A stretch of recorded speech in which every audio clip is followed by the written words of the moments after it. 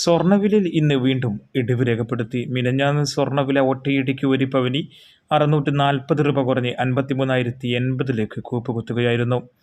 അതേസമയം രാജ്യാന്തര വിപണിയിലും ഇന്ത്യൻ മാർക്കറ്റിലും ഇടിവ് തുടരുകയാണ്.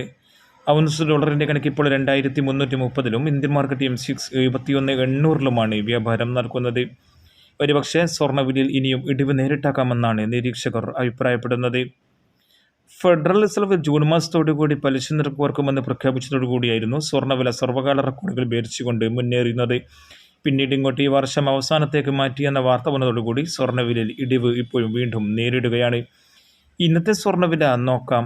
ഇന്ന് 24/6/2024 ഗ്രാമിന് 6625 8 ഗ്രാം ഒരു പവന് 53,000. സ്വർണ്ണവില ഇന്ന് മാത്രം ഒരു പവന് 80 രൂപയുടെ ഇടിവാണ് നേരിട്ടത്. അതേസമയം 24K തങ്കവില ഇപ്പോൾ നിൽക്കുന്നത് ഗ്രാമിന് 7135, തൃശ്ശൂരിൽ 40 എന്ന നിലയിലാണ്.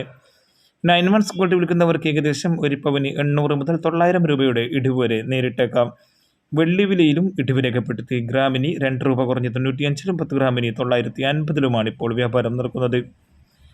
കൃത്യമായ നേരത്തെയും സ്വർണ്ണവില അറിയാനും സ്വർണ്ണ വിപണിയിൽ വരുന്ന മട്ടങ്ങളെക്കുറിച്ചുള്ള സൂചന അറിയാനും ഈ ചാനൽ സബ്സ്ക്രൈബ് ചെയ്യൂ. Thank you for watching. Thank you.